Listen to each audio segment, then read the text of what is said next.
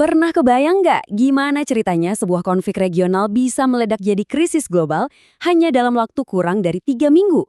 Dalam 20 hari, dunia kita benar-benar berubah dan semuanya berawal dari satu hal, energi. Yuk kita bedah bareng-bareng gimana semua ini bisa terjadi. $150 Amerika per barel. Wow, ini bukan sekedar angka di layar ya.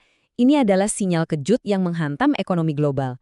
Harga minyak mentah Dubai tiba-tiba meroket, dan ini nunjukin betapa besar taruhan finansial dalam konflik ini, yang dampaknya langsung terasa ke seluruh dunia.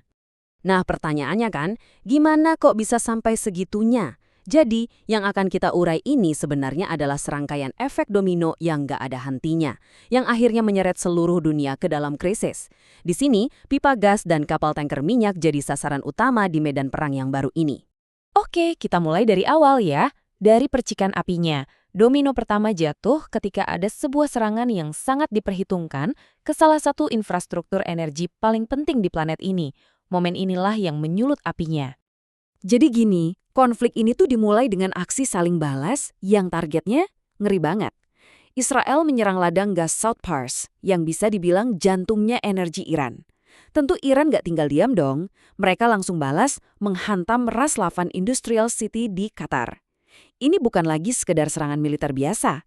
Ini adalah serangan langsung ke pasokan energi dunia. Pentingnya target-target ini nggak bisa dianggap remeh loh. South Pars itu ladang gas alam terbesar di dunia. Terbesar. Dia menyumbang hampir 20% pasokan LNG global.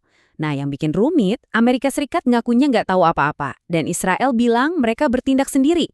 Situasi jadi abu-abu dan bahaya banget, sementara dampaknya terasa di seluruh dunia. Respons Iran ini cepat dan brutal.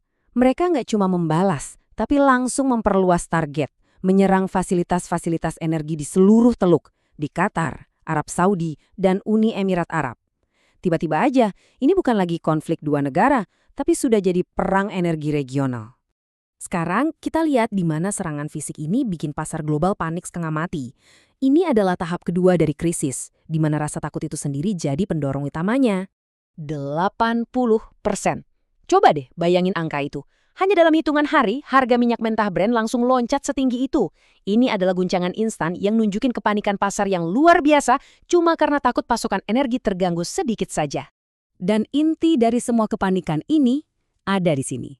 20% dari total pasokan minyak dan LNG dunia itu mengalir lewat satu titik genting, Selat Hormuz.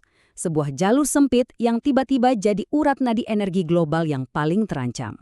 $200 Amerika. Nah, ini adalah harga per barel yang diprediksi para analis kalau sampai Selat Hormuz benar-benar ditutup. Angka ini mencerminkan ketakutan terbesar pasar. Aliran energi dari teluk berhenti total. Jadi, Selat Hormuz itu apa sih sebenarnya? Gampangnya gini. Ini tuh jalan tol super sempit di laut, tapi vital banget buat sekitar 20% pasokan minyak dan LNG dunia. Kalau jalan tol ini macet atau ditutup, ini bukan lagi masalah regional, tapi udah darurat ekonomi global. Dan sekarang, jalan tol itu udah jadi zona hantu. Udah lebih dari 20 kapal diserang. Akibatnya, premi asuransi meroket gila-gilaan, dan akhirnya sebagian besar perusahaan pelayaran milih berhenti beroperasi di sana. Urat nadi energi dunia itu secara efektif udah ditutup. Oke, kita udah ngomongin angka, pasar, dan jalur pelayaran. Sekarang, mari kita lihat dampak nyatanya ke manusia biasa, ke negara-negara di seluruh dunia. Karena di balik semua angka ini, ada harga yang harus dibayar mahal. Efek dominonya ini benar-benar mengerikan. Pertumbuhan ekonomi di Asia Pasifik langsung melambat. Negara-negara kayak Sri Lanka dan Pakistan sampai harus menjatah bahan bakar darurat. Bahkan, pengiriman bantuan medis di Afrika jadi terhambat. Belum lagi PBB melaporkan ada ribuan korban sipil dan jutaan orang terpaksa mengungsi di dalam Iran sendiri. 20.000. Ini bukan statistik. Ini adalah jumlah pelaut, manusia biasa seperti kita, yang saat ini terjebak di perairan teluk, terperangkap di tengah-tengah baku tembak. Krisis ini punya wajah manusianya. Sementara itu, di lapangan, situasi militer makin panas. Ribuan serangan udara dan laut diluncurkan. Sebuah jet tempur F-35 Amerika harus mendarat darurat. Israel memperluas serangannya sampai ke Laut Kaspia. Dan yang lebih gawat, negara-negara barat sekarang mulai mempertimbangkan untuk ikut campur. risiko perang yang lebih besar dan lebih luas meningkat setiap harinya. Oke, sekarang kita coba tarik kesimpulan dan lihat gambaran besarnya. Konflik ini tuh bukan cuma soal kerusakan jangka pendek. Ini adalah soal pergeseran besar, sebuah paradigma strategis baru yang akan membentuk dunia kita di masa depan. Kerusakannya ini bukan main-main dan efeknya sangat panjang. Coba lihat deh, kapasitas produksi LNG Qatar di fasilitas Ras Laffan itu anjlok 17%. Buat memperbaikinya, butuh waktu 3-5 tahun. Ruginya diperkirakan mencapai 20 miliar dolar Amerika setiap tahun. Dan yang paling kena imbasnya itu negara-negara besar kayak Tiongkok, Korea Selatan, Italia, dan Belgia selama bertahun-tahun ke depan. Dan mungkin yang paling ironis dari semua ini apa coba? Intelijen Amerika Serikat menilai bahwa meskipun Iran babak belur, struktur inti rejimnya tetap kokoh dan utuh. Jadi, semua kekacauan global ini bahkan nggak mencapai tujuan strategis yang mungkin diinginkan, yaitu perubahan rejim. Ini semua membawa kita ke satu kesimpulan yang bikin merinding. Seperti yang dikatakan oleh salah satu sumber kami, dunia sedang memasuki fase baru, sebuah era perang energi.